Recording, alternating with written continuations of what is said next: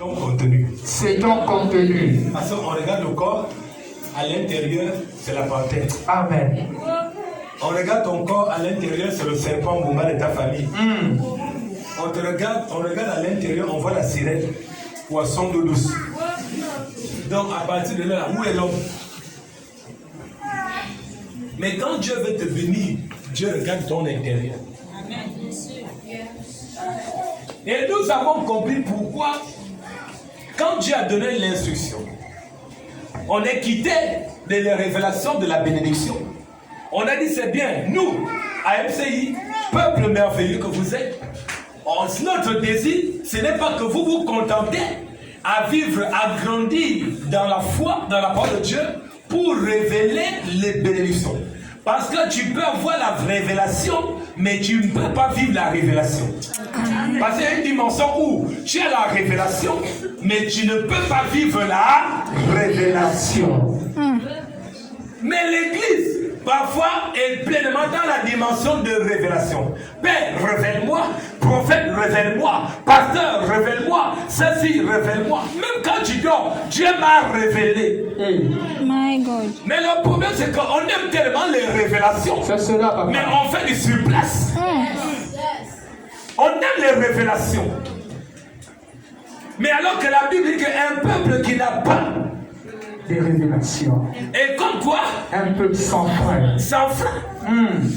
Donc, ce qui veut dire que tu ne dois pas t'arrêter à la révélation, mais tu dois marcher dans la révélation. Amen. Tu dois vivre la révélation. Mais, on a compris que pourquoi on ne doit pas se contenter. Mais, si la révélation de Dieu me révèle mes bénédictions, Dieu me révèle que je suis béni. Mais pourquoi je ne vis pas la bénédiction? Pourquoi je ne possède pas la bénédiction? Parce que Dieu m'a révélé une chose. Il se trouve qu'il y a un grand problème qui se passe dans la vie de l'homme.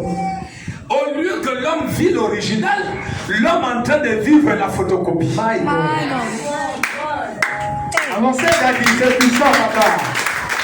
Ce qui veut dire, Dieu te donne la révélation que tu es béni, mais le malin te fait vivre la photocopie de ta révélation.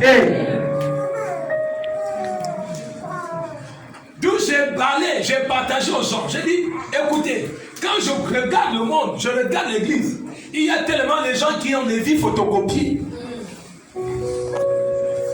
Les vies photocopiées.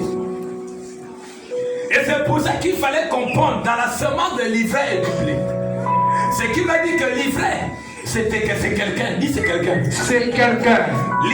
L'ivraie, c'est une pensée. L'ivraie, c'est une parole. L'ivraie, c'est une démarche. L'ivraie, c'est un style de vie. Amen. Mais la Bible lui-même dit dans Romains quelque chose de très exceptionnel.